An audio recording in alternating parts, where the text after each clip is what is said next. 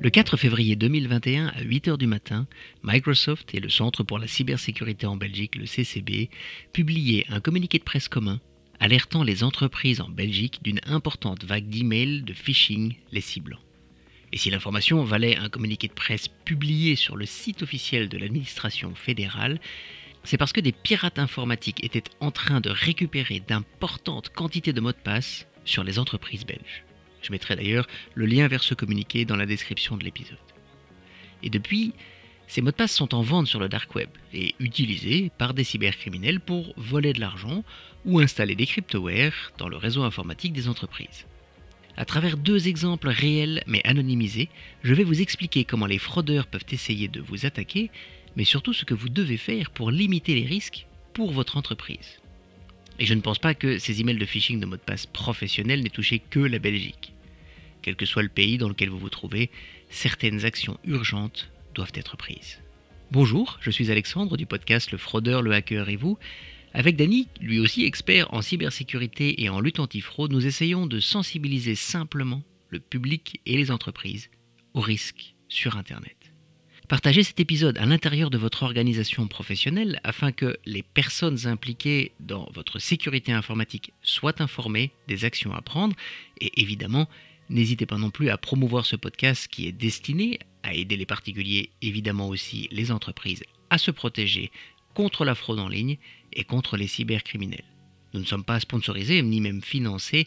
Notre seul but est que le plus grand nombre de personnes puissent utiliser nos conseils.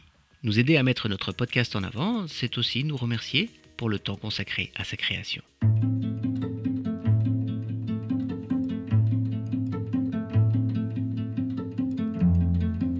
Le confinement qui a débuté en 2020 a poussé les entreprises à mettre en place des infrastructures informatiques permettant à leurs employés de travailler à distance, offrant autant de nouvelles portes d'entrée vers les données de l'entreprise. Et si certaines ont rapidement sécurisé ces portes, avec par exemple une identification à 2 facteurs, elles ne l'ont pas toutes fait. Les pirates informatiques l'ont d'ailleurs très vite compris. Et puis ils ont lancé des attaques de phishing visant à récupérer les mots de passe des entreprises en masse. Et le message était très simple, votre accès à Outlook va expirer. Veuillez modifier votre mot de passe immédiatement. Un document important vous attend sur le cloud. Dans tous les cas, lorsque l'on clique sur le lien dans le message, on doit s'identifier, ce qui est assez normal, et donc l'employé hameçonné entre son mot de passe sur une fenêtre qui parfois ne ressemble même pas à la vraie, mais comme c'est nouveau et qu'il est à la maison depuis peu, eh bien il se laisse guider. On a d'ailleurs découvert une chose étonnante concernant ces fausses pages d'identification. L'employé hameçonné doit entrer son mot de passe 2 fois, c'est-à-dire que la première fois que l'on presse sur « Se connecter », l'application dit « Mot de passe incorrect ». Les criminels ne peuvent pas savoir si le mot de passe est correct ou non puisqu'ils ne le connaissent pas. Et c'est ça le truc. Car cette technique leur permet d'augmenter la qualité des mots de passe qu'ils collectent. Et oui, la première fois que l'on tape son mot de passe, eh bien parfois on ne fait pas très attention, mais la seconde, on est beaucoup plus attentif à rentrer son mot de passe sans faire d'erreur. Une fois en possession du mot de passe, ils vont accéder à la boîte mail de leur victime d'où ils ne feront qu'une seule chose. Envoyer le même message de phishing à ses contacts et aussi à quelques centaines d'autres personnes. Un moyen très simple finalement, et même exponentiel, de récupérer des quantités impressionnantes de mots de passe, souvent même sans que personne ne s'en rende compte ou n'alerte la sécurité informatique. Et ensuite, ces cybercriminels vont mettre en vente ces bases de données sur le dark web, parfois même sur l'internet de surface. Je me permets d'ailleurs de vous recommander l'écoute de notre épisode sur le dark web pour connaître la différence entre le web de surface, le web profond et le dark web. Tout cela va permettre à d'autres pirates informatiques de pouvoir acheter ces bases de données, dont certains mots de passe sont d'ailleurs encore actifs actuellement, pour lancer leurs attaques. Et comme il n'y a aucun moyen de savoir quelles entreprises ont été touchées, il est plus prudent de prévenir et de prendre les mesures de protection dans tous les cas. Car les cybercriminels n'hésitent pas à utiliser ces mots de passe volés. D'ailleurs, les 2 exemples dont nous allons parler maintenant, ont lieu non seulement récemment, mais ont été possibles parce que les mots de passe de l'entreprise étaient disponibles sur Internet.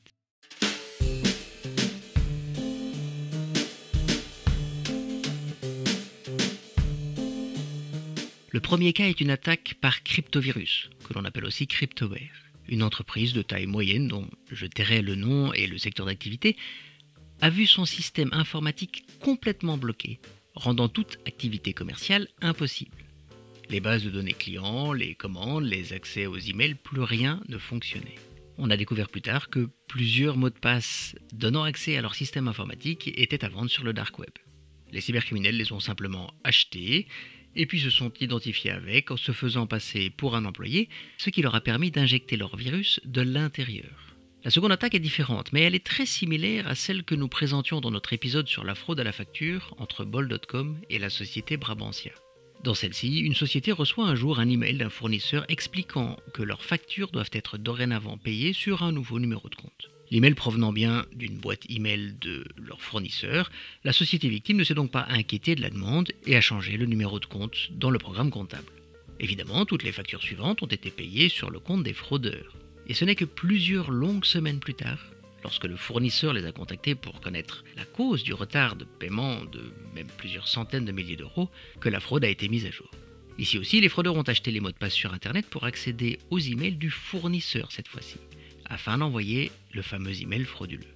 Et d'ailleurs, si vous n'avez pas écouté notre épisode sur la fraude à la facture et sur comment vous en protéger, il est disponible sur votre application de podcast préférée. Ces exemples montrent que même si votre entreprise est bien protégée au niveau informatique, vous devez aussi sécuriser vos connexions avec les entreprises avec lesquelles vous travaillez. Ils peuvent être votre point faible. Encore plus si ces fournisseurs sont connectés à votre système informatique, comme ce qui s'est d'ailleurs passé dans ce qui est aujourd'hui un cas d'école où la société de vente au détail américaine Target s'est fait infecter en passant par la société qui gérait la température de ses réfrigérateurs à distance. Et dans ce cas-là, les cybercriminels étaient alors partis avec les données de cartes de crédit de 41 millions de clients.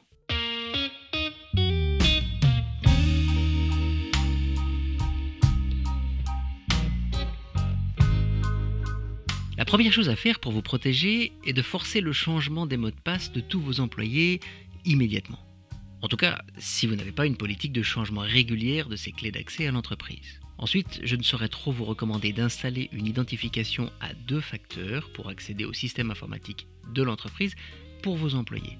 Il existe beaucoup de solutions sur le marché et d'ailleurs, si vous utilisez Office 365 ou la solution bureautique de Google, cette option est facile à activer car autant Microsoft que Google proposent une application d'identification gratuite qui s'installe sur le smartphone de l'employé. Mais ceci, même si nécessaire, n'est pas suffisant. Vous devez aussi absolument former vos employés aux bases de la cybersécurité. Car donner un ordinateur ou un téléphone portable à un employé avec un mot de passe pour se connecter au système informatique de l'entreprise sans lui donner la formation de base sur la manière d'utiliser cette porte d'entrée, c'est un peu comme donner un camion et sa clé de contact à un chauffeur routier sans vérifier qu'il a le permis de conduire. Et ça ne devrait pas être possible. D'ailleurs, pour vous aider à sensibiliser vos employés, vous pouvez trouver une formation sur les bases de la cybersécurité gratuite sur le site de la Cyber Security Coalition que nous avons créé avec les meilleurs experts dans le domaine. Ce Cyber Security Kit va vous permettre de commencer à sensibiliser vos employés. Et pour revenir au problème des mots de passe, la formation de vos employés doit absolument expliquer 1. Comment créer un mot de passe complexe et différent et 2. Comment l'identification à 2 facteurs fonctionne, car sinon, il risque tout simplement de mal utiliser ses protections. Tout d'abord, en créant un mot de passe trop facile à trouver.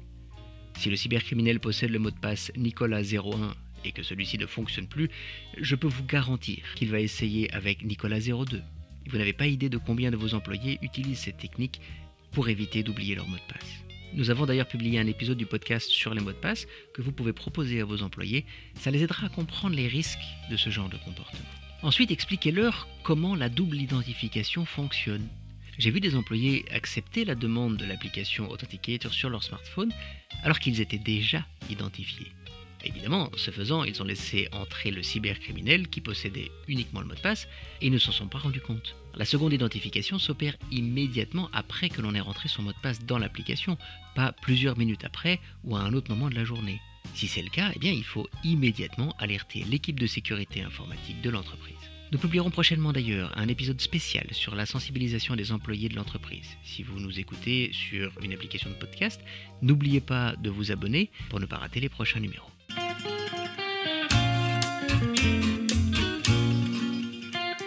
Cet épisode est une alerte importante car cela se passe maintenant. Les 2 entreprises dont je viens de parler ont été attaquées dans les 6 derniers mois. Et puis, même si vous n'avez pas été victime des campagnes de phishing de l'an dernier, cela peut tout à fait se reproduire dans le futur. Il y a même de très grandes chances que les futures cyberattaques contre les entreprises se passent de la sorte. Sachez que vous pouvez aussi nous retrouver sur Instagram, où nous mettons régulièrement en ligne des informations sur les dernières alertes au niveau de la fraude. Je vous souhaite une très belle journée et je vous dis à très bientôt dans un prochain épisode de votre podcast, Le Fraudeur, le Hacker et vous.